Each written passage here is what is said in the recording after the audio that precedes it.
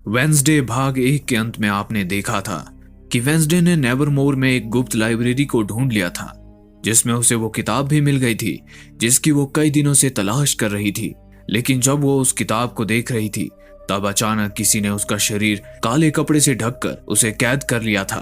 और अब यहाँ से आगे की कहानी शुरू होती है। किडनैपर ने वेंसडे के हाथ पांव बांध रखे थे और उसका मुंह काले कपड़े से ढक रखा था। जब वेंसडे के चेहरे से कपड़ा हटता है तब वो देखती है कि कुछ नकाबपोश उसके सामने खड़े हैं। उनमें से एक नकाबपोश गहरी आवाज में पूछता है, हमारे खुफिया अड्डे की सीमा किसने लांघी? हालांकि ये आवाज सुनते ही वेंसडे पहचान जाती है कि ये आवाज बियांका की है। वो बियांका को अपने असली रूप में आने के लिए कहती है। बियांका के साथ बाकी नकाबपोश भी अपना मुखौटा निकाल देते हैं। इन नकाबपोश में ज़ेवियर भी शामिल था। वे लोग उसे बताते हैं कि ये नाइट शेड्स नाम का एक सीक्रेट क्लब है जहां बाहरी लोगों का आना मना है। वेंसडे हैरानी से पूछती है कि ये क्लब तो सालों पहले बंद कर दिया गया था, जिस पर बियांका उसे बताती है कि 30 साल पहले एक नॉर्मल लड़के की मौत के बाद इस क्लब को ऑफिशियली बंद कर दिया गया था। पर क्योंकि इस क्लब में कई सारे अमीर बच्चे शामिल थे, इस क्लब को गुप्त रूप में चालू रहने दिया गया। वे लोग यहाँ सीक्रेटली लेट नाइट पार्टीज वगैरह करते हैं। ज़ेवियर वेंसडे से पूछता है कि उसे इस जगह का पता कैसे चला। वेंसडे उसे अपनी जेब में देखने के लिए कहती है। उसकी जेब में रोबन से मिला वो ड्राइंग होता है। वेंसडे उन्हें बताती है कि उस ड्राइंग पर जो निशान है उसकी मदद से ही वो इस गुप्त लाइब्रेरी तक पहुंची है, क्योंकि इस जगह नाइट शेड्स के मेंबर्स ही आ सकते थे। बियांका अपने बाकी साथियों से वेंसडे का क्या करना है ये पूछती है, जिस पर ज़ेवियर कहता है कि उन्हें वेंसडे को भी नाइट शेड्स क्लब में शामिल करना चाहिए। ज़ेवियर वहां टंगी एक तस्वीर की तरफ इशारा करते हुए बताता है कि वेंसडे के माता पिता भी इस क्लब का हिस्सा रह चुके हैं। पर बियांका अभी तक पो कप की हार को भूली नहीं थी, इसलिए वो वेंसडे को क्लब में शामिल करने के पक्ष में नहीं थी। इस पूरी बहस को बीच में ही रोकते हुए वेंसडे कहती है कि उसे इस क्लब में शामिल होने में कोई दिलचस्पी नहीं है। बाकी खड़े स्टूडेंट्स उसे हैरानी से देखने लगते हैं, क्योंकि इस क्लब का भाग बनने के लिए शायद ही कोई मना करता। बियांका वेंसडे के बंधे हाथ खोलने के लिए कहती है, पर वेंसडे ने तो पहले ही अपने हाथ खोल लिए थे। वो चेयर से उठती है और ज़ेवियर के हाथ से वो ड्राइंग लेकर वहां से जाने लगती है। जाते जाते वो उन पर व्यंग कसते हुए कहती है कि उनके जैसे नौसिखियों की वजह से किडनैपिंग का नाम खराब हो रहा है। अपने कमरे में पहुंचने के बाद वेंसडे उस ड्राइंग को जोड़ कर देखती है। उसमें एक आदमी वेंसडे जैसी दिखने वाली लड़की के सामने एक हथियार लिए खड़ा होता है। अगले दिन जेरिको शहर में आउटरीच डे नाम का एक समारोह था, जिसमें नेवरमोर स्कूल भी हिस्सा लेने वाला था। उस समारोह में नेवरमोर के स्टूडेंट्स को जेरिको शहर के अलग अलग दुकानों में जाकर काम करना था। सभी बच्चों को कुछ कार्ड्स दिए जाते हैं जिसमें उन्हें किस जगह जाकर काम करना है ये लिखा होता है। स्कूल बस सभी स्टूडेंट्स को जेरिको शहर में ड्रॉप करती है। बस से उतरते ही वेंसडे की नजर ज़ेवियर पर पड़ती है। वो उससे कहती है कि वो अभी भी रोबन को मारने वाले राक्षस को ढूंढने में लगी हुई है। ज़ेवियर कहता है कि सब जानते हैं कि रोबन जिंदा है, क्योंकि सबने उसे स्कूल छोड़कर जाते हुए देखा था। वो आगे ये भी बताता है कि उसने रोबन को कुछ मैसेजेस भेजे थे, हालांकि उसने किसी भी मैसेज का कोई जवाब नहीं दिया। शायद रोबन नेवरमोर से दूर ही रहना चाहता है। वेंसडे फिर उसे वो किताब दिखाती है और कहती है कि उस दिन गुप्त लाइब्रेरी में जब उसने वो ड्राइंग देखी तो वो थोड़ा भी हैरान नहीं था, मानो जैसे उसने ये ड्राइंग इससे पहले भी कहीं देखी हो। ज़ेवियर उसे बताता है कि वो ड्राइंग उसने रोबन के डेस्क पर देखी थी। उसे लगा कि रोबन को क्लब से निकालने के बाद शायद उसने वो चुराई होगी। उसने उस ड्राइंग के बारे में रोबन से भी पूछा था, लेकिन रोबन ने जवाब देने के बजाय उसके साथ बहस की और उसे दीवार पर पटक दिया। ये होते हुए वेंसडे पहले भी अपने विजन में देख चुकी थी। तभी ज़ेवियर वेंसडे से पूछता है कि ये ड्राइंग 24 साल पुरानी होने के बावजूद भी वो इस तस्वीर में क्रैकस्टोन नाम के आदमी के साथ क्या कर रही है। ज़ेवियर उस आदमी का नाम जानता है। ये देखकर पल भर के लिए वेंसडे चौंक जाती है। ज़ेवियर उसे बताता है कि क्रैकस्टोन जेरिको शहर की एक बड़ी हस्ती है। वो पहला नॉर्मल आदमी है जिसने जेरिको शहर में कदम रखा था। उसी वक्त कुछ लोग पिलग्रिम वर्ल्ड नाम के टूरिस्ट प्लेस के पोस्टर लगा रहे होते हैं, जिस पर क्रैकस्टोन की तस्वीर थी। ज़ेवियर वेंसडे को वो पोस्टर दिखाता है। दूसरी ओर इंसानों और आउटकास्ट के बीच के रिश्ते और मजबूत करने के लिए आज नेवरमोर और शहर के लोग मिलकर क्रैकस्टोन के पुतले का उद्घाटन करने वाले थे। शहर का मेयर भी इसी समारंभ में शामिल होने आया था। शेरिफ मेयर से कहता है कि शहर में हो रही हत्याओं के पीछे कहीं न कहीं नेवरमोर स्कूल का हाथ है। हालांकि मेयर उसकी इस बात को नजरअंदाज करते हुए कहता है कि उसे हर बार नेवरमोर पर शक नहीं करना चाहिए। दरअसल मेयर भी आउटकास्ट और नेवरमोर को कुछ खास पसंद नहीं करता था, लेकिन शहर के डेवलपमेंट के लिए बहुत सा पैसा नेवरमोर से आता था। इसी वजह से मेयर बेवजह नेवरमोर को नाराज नहीं करना चाहता था। वो शेरिफ को कातिल का जल्द से जल्द पता लगाने के लिए कहता है और समारंभ में मौजूद बाकी लोगों को संबोधित करने आगे बढ़ता है। प्रिंसिपल सभी आउटकास्ट बच्चों को उन्हें दिए गए टास्क पूरे करने के बाद पुतले का उद्घाटन करने इसी जगह आने के लिए कहती है। जब सभी बच्चे अपने टास्क पूरा करने जा रहे होते हैं, तब वेंसडे इनिड को रोकती है और एक दूसरे के वर्क प्लेस एक्सचेंज करने की गुजारिश करती है। दरअसल इनिड को पिलग्रिम वर्ल्ड जाकर काम करने का मौका मिला था और वेंसडे को क्रैकस्टोन के बारे में और जानने वहां जाना था। क्योंकि वेंसडे को काम करने के लिए एक बोरिंग एंटीक स्टोर मिला था, इस वजह से शुरू में तो इनिड वर्क प्लेस एक्सचेंज करने से मना कर देती है। लेकिन जैसे ही वेंसडे उसे बताती है कि एजेक्स जो इनिड का क्रश था उसे भी वही वर्क प्लेस मिला है, तो वो मान जाती है। पिलग्रिम वर्ल्ड में पहुंचने पर पिलग्रिम वर्ल्ड की केयरटेकर पिलग्रिम वर्ल्ड की 2 सबसे नायाब जगहों के बारे में बताती है, जिनमें से एक जगह होती है मीटिंग हॉल, जहां क्रैकस्टोन की कुछ चीजें रखी होती हैं। वेंसडे मीटिंग हॉल में रखी क्रैकस्टोन की चीजों को देखने की इच्छा जाहिर करती है, पर केयरटेकर उसे बताती है कि फिलहाल वहां काम चल रहा है, इसीलिए किसी को वहां जाने की अनुमति नहीं है। इसके बाद केयरटेकर सभी बच्चों को टूरिस्ट्स को मिठाई बेचने के काम में लगा देती है। जहां सभी स्टूडेंट्स टूरिस्ट को मिठाइयां बेचने में लगे होते हैं, वहीं यूजीन उन मिठाइयों को अपने पेट में डालने में लगा हुआ था।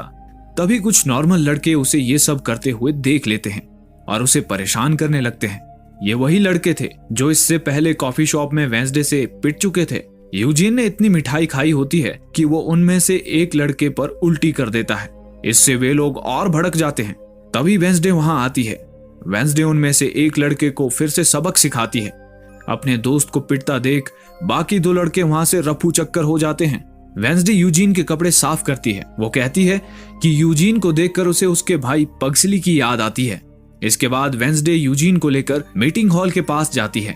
वेंसडे यूजीन को बाहर नजर रखने के लिए कहती है और खुद मीटिंग हॉल के अंदर जाती है। मीटिंग हॉल के अंदर जाने के बाद थिंग एक तस्वीर की तरफ इशारा करता है। वो तस्वीर पुराने मीटिंग हॉल की थी। वेंसडे उस तस्वीर को देखकर दंग रह जाती है, क्योंकि 400 साल पुरानी इस तस्वीर में वही लड़की थी जिससे वेंसडे ने अपने विजन में बात की थी।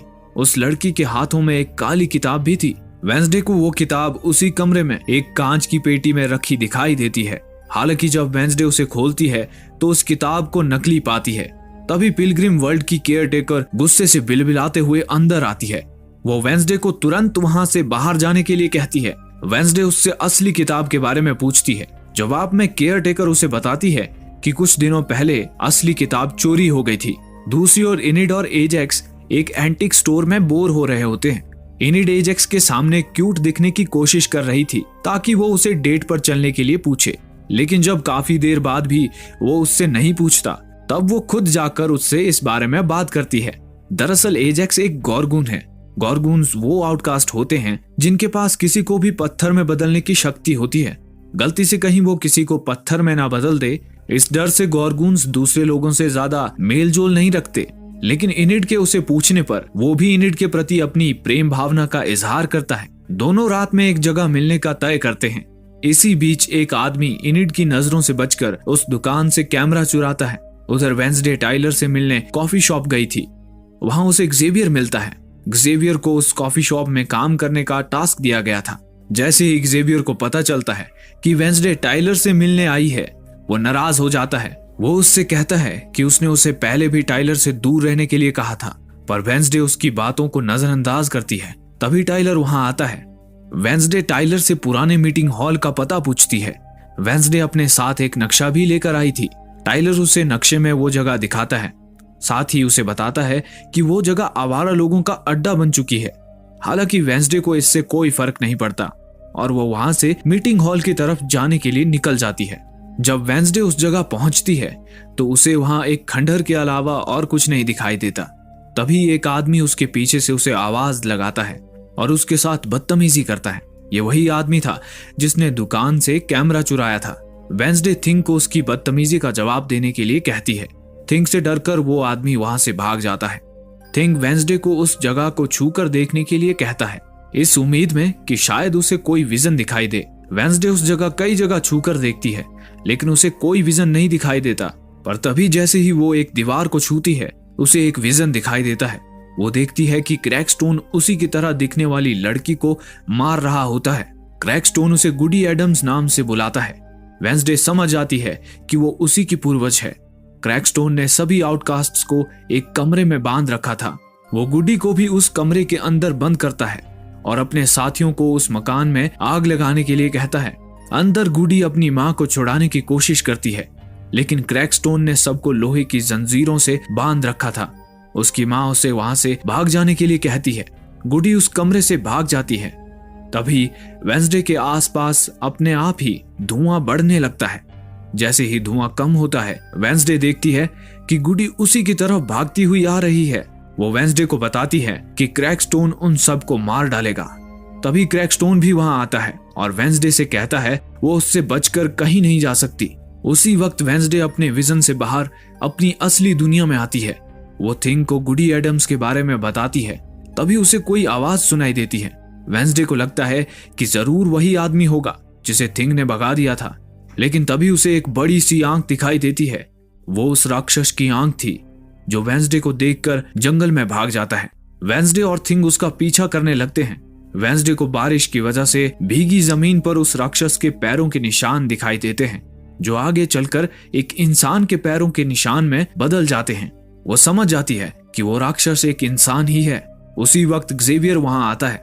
वेंसडे ज़ेवियर से पूछती है कि वो यहाँ क्या कर रहा है। ज़ेवियर उसे बताता है कि कॉफी शॉप में उसने सुन लिया था कि वो इस पुराने मीटिंग हाउस जा रही है, इसलिए वो यहाँ आ गया। वेंसडे उसे जो भी उसे पता चला है सब बताती है, पर ज़ेवियर उसे समझाने की कोशिश करता है कि साइकिक शक्तियां हमेशा सही चीजें नहीं दिखाती।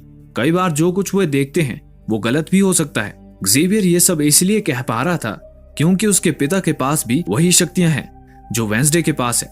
पर वेंसडे को उसने जो कुछ देखा था उस पर पूरा भरोसा था। अब पुतले का उद्घाटन होने वाला था, जहां वेंसडे को वायलिन बजाने का काम दिया गया होता है। पर क्रैकस्टोन की सच्चाई जानने के बाद वेंसडे के अंदर बदले की भावना जाग चुकी थी। वो थिंग की मदद से बीच समारोह में क्रैकस्टोन के पुतले को एक धमाके के साथ आग लगा देती है। देखते ही देखते वो पुतला गलने लगता है। सब लोग इधर उधर भागने लगते हैं। वहीं दूसरी ओर वेंसडे इस घटना का मजा लेते हुए आराम से वायलिन बजा रही थी। प्रिंसिपल समझ जाती है कि हो ना हो इस धमाके में वेंसडे का ही हाथ है। वो बाद में वेंसडे को डांटती भी है, हालांकि वेंसडे इस बात से साफ इनकार कर देती है। दूसरी ओर पुराने मीटिंग हॉल में कैमरा चोरी करने वाला आदमी अपने कैमरे को देख रहा होता है। तभी वो राक्षस आकर उसका खात्मा कर देता है। कैमरा उसके हाथ से नीचे गिरते ही उसकी और राक्षस की तस्वीरें खींच लेता है। गर्ल्स हॉस्टल में एनिड आज एजेक्स के साथ डेट पर जाने वाली थी। वो वेंसडे को उसे गुड लक कहने के लिए कहती है, जिस पर वेंसडे अपने ही अंदाज में उसे कहती है कि अगर उसने तुम्हारा दिल तोड़ा तो वो उसे तोड़ देगी। पर आज सच में एनिड का दिल टूटने वाला होता है, क्योंकि नहाने से पहले एजेक्स हमेशा आईने को तौलिए से ढक लेता था ताकि उसके सिर पर जो सांप है उन्हें देखकर वो खुद भी पत्थर ना बन जाए। लेकिन जब वो नहा रहा होता है तब तौलिया आईने से फिसलकर नीचे गिर जाता है। जैसे ही एजेक्स बाथरूम से बाहर झांकता है वो अपने ही सांपों को देख लेता है और पत्थर बन जाता है। पर यह बात एनिड को पता नहीं थी। गुस्से में वो बाहर तोड़फोड़ मचा देती है। ये रात अपने साथ कई सारी पहेलियां बुनने वाली थी। बॉटनी टीचर को चुपके से उस गुप्त लाइब्रेरी के अंदर जाते हुए दिखाया जाता है। प्रिंसिपल को एक किताब का पन्ना फाड़ते हुए दिखाया जाता है, जिस पर वेंसडे की मां की कॉलेज के दिनों की तस्वीर छपी हुई थी। उधर ज़ेवियर को जंगल में एक कमरे से बाहर आते हुए दिखाया जाता है। उसके गले पर किसी जानवर के पंजे के निशान थे। इस एपिसोड के अंत में पुलिस पुराने मीटिंग हॉल में छानबीन कर रही होती है। शेरिफ को उस आदमी का चुराया हुआ कैमरा मिलता है, जिसमें उस राक्षस की तस्वीरें होती हैं। और इन पहेलियों के जवाबों को अगले एपिसोड के लिए छोड़कर ये एपिसोड यहीं समाप्त हो जाता है। दोस्तों, अगर आपको ये वीडियो अच्छा लगा तो आप हमें सपोर्ट करने के लिए हमें सब्सक्राइब कर सकते हैं, ताकि हम ऐसी ही और वीडियोस आपके लिए लेकर आ पाएं। धन्यवाद।